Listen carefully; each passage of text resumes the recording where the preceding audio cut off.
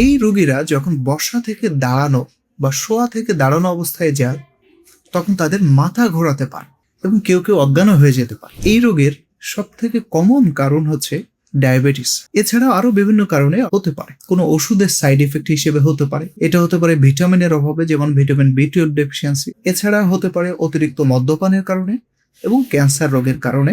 আরো কিছু neurodegenerative disease যেমন পার্কিনসন্স রোগ, এগুলোর কারণে অটোনমিক নিউরোপ্যাথি হতে পারে। এই রোগের চিকিৎসা আমাদের দেশের চিকিৎসকরা প্রতিদিনই করছে। চিকিৎসা আমাদের দেশেই সম্ভব, এর জন্য বিদেশ যাওয়ার কোনো প্রয়োজন নেই। আসসালামু আলাইকুম প্রিয় দর্শকবৃন্দ, আজকে আমরা জানবো নতুন একটি রোগ সম্পর্কে, অটোনমিক নিউরোপ্যাথি। এই অটোনমিক নিউরোপ্যাথি রোগটি কি, এই রোগটি কেন হয় এবং এই রোগের লক্ষণগুলো কি সে সম্পর্কে আমরা জানি। তবে এই রোগ সম্পর্কে জানার আগে আমরা জেনে নিই যে আমাদের শরীরে যে নার্ভ থাকে বা স্নায়ু থাকে তারা আসলে কয় ধরনের। আমাদের শরীরে সাধারণত 3 ধরনের নার্ভ বা স্নায়ু থাকে। একটা হচ্ছে মোটর নার্ভ, যে নার্ভ বা স্নায়ু আমাদের হাত পায়ের শক্তি এবং এগুলোর নড়াচড়া নিয়ন্ত্রণ করে। 2 নম্বর হচ্ছে সেন্সরি নার্ভ। এই সেন্সরি নার্ভ কি করে? এরা আমাদের হাত পায়ের স্পর্শ, ব্যথা, এগুলোকে তারা ব্রেনে নিয়ে যায় এবং এর মাধ্যমে আমরা বুঝতে পারি যে আমার হাত পায়ে কোনো কিছু স্পর্শ অথবা কোনো কিছুর ব্যথা লেগেছে কিনা। 3 নম্বর হচ্ছে অটোনমিক নার্ভ, যেটা নিয়ে আমরা কথা বলবো।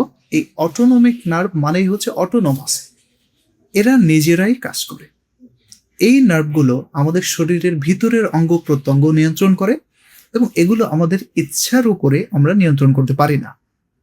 এরা আমাদের হার্ট, ফুসফুস, পাকস্থলী, আমাদের খাদ্যনালী, অন্ননালী, এর পাশাপাশি মূত্রথলি এবং সেক্সুয়াল ফাংশন এবং শরীরের ঘাম নিয়ন্ত্রণ করে। তাহলে আমরা জানি এই অটোনমিক নিউরোপ্যাথি, এই রোগটি কেন হয়। তাহলে অটোনমিক নার্ভের কোনো রোগকেই বলা হয় অটোনমিক নিউরোপ্যাথি। এই রোগের সব থেকে কমন কারণ হচ্ছে ডায়াবেটিস, যেটা আমাদের দেশে এক ধরনের মহামারী আকার ধারণ করেছে। এছাড়াও আরো বিভিন্ন কারণে অটোনমিক নিউরোপ্যাথি হতে পারে, যেমন কোনো ওষুধের সাইড এফেক্ট হিসেবে হতে পারে। এটা হতে পারে ভিটামিনের অভাবে, যেমন ভিটামিন B12 ডেফিসিয়েন্সি। কিছু অটো ইমিউন রোগ আছে, সেটার কারণে হতে পারে, যেমন শোগ্রেন বা SLE। এছাড়া হতে পারে অতিরিক্ত মদ্যপানের কারণে এবং ক্যান্সার রোগের কারণে। আরও কিছু নিউরোডিজেনারেটিভ ডিজিজ যেমন পার্কিনসন্স রোগ, এগুলোর কারণে অটোনমিক নিউরোপ্যাথি হতে পারে। তাহলে এই রোগের লক্ষণগুলো কি? এই রোগের লক্ষণ আমরা যদি প্রত্যেকটা অঙ্গ প্রত্যঙ্গ ভাগ করে বলি তাহলে বুঝতে সুবিধা হবে। এই রোগ যেহেতু হার্টকে নিয়ন্ত্রণ করে, তাহলে এই রোগ হলে হার্টের সমস্যা হবে। কি হবে? এই রোগে হার্টের গতি বা হার্ট রেট বেড়ে যেতে পারে, কমেও যেতে পারে। এবং এই রোগীরা যখন বসা থেকে দাঁড়ানো বা শোয়া থেকে দাঁড়ানো অবস্থায় যায় তখন তাদের মাথা ঘোরাতে পারে এবং কেউ কেউ অজ্ঞানও হয়ে যেতে পারে। 2 নম্বর যদি আসি আমাদের পাকস্থলী, তাহলে পাকস্থলীতে এটা কি করবে?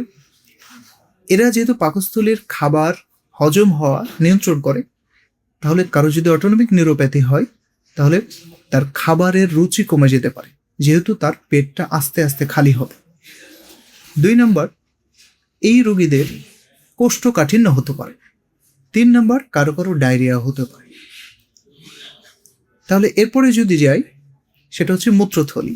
তাহলে এই রোগে মূত্রথলিও আক্রান্ত হতে পারে, যেহেতু অটোনমিক নার্ভ মূত্রথলি নিয়ন্ত্রণ করে। কি হতে পারে সেখানে? কারো কারো প্রস্রাব আটকে যেতে পারে, কারো কারো প্রস্রাব নিয়ন্ত্রণে সমস্যা হতে পারে, অর্থাৎ কাপড়ে বিছানায় প্রস্রাব হয়ে যেতে পারে, যেটাকে আমরা বলি ইনকন্টিনেন্স। এছাড়া যেহেতু আমাদের অটোনমিক নার্ভ ঘাম নিয়ন্ত্রণ করে, এই রোগে আমাদের ঘামের সমস্যা হতে পারে। কারো ঘাম বেশি হতে পারে, ঘাম কমও হতে পারে। আরেকটা হচ্ছে যে এই অটোনমিক নার্ভ সেক্সুয়াল ফাংশন নিয়ন্ত্রণ করে। সুতরাং কারো যদি অটোনমিক নিউরোপ্যাথি হয় তাহলে বিশেষ করে পুরুষদের ইরেকটাইল ডিসফাংশন বা লিঙ্গ উত্থানে সমস্যা হতে পারে।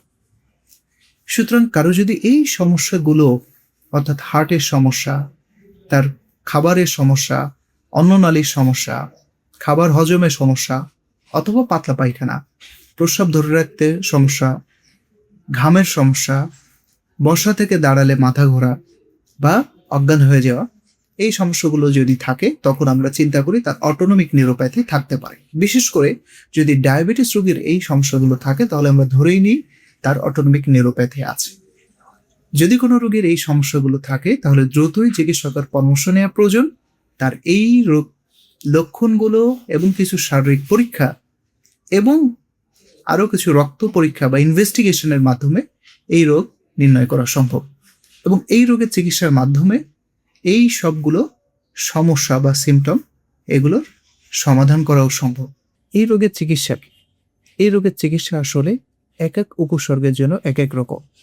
তবে আসল চিকিৎসা হচ্ছে যে কারণে এই রোগটি হয়েছে, যেমন ডায়াবেটিসের কারণে যদি হয়ে থাকে তাহলে পুরোপুরিভাবে ডায়াবেটিস নিয়ন্ত্রণ করা। এই নিয়ন্ত্রণের মাধ্যমে এই রোগের উপসর্গ কমানো যেতে পারে। এছাড়া যে উপসর্গ নিয়ে রোগী ডাক্তারের কাছে আসছে, ডাক্তার সাহেব সাধারণত সেই উপসর্গের চিকিৎসা দিয়ে থাকেন। এই রোগের চিকিৎসা আমাদের দেশের চিকিৎসকরা প্রতিদিনই করছেন। এই রোগের চিকিৎসা আমাদের দেশেই সম্ভব এবং এর জন্য বিদেশ যাওয়ার কোনো প্রয়োজন নেই।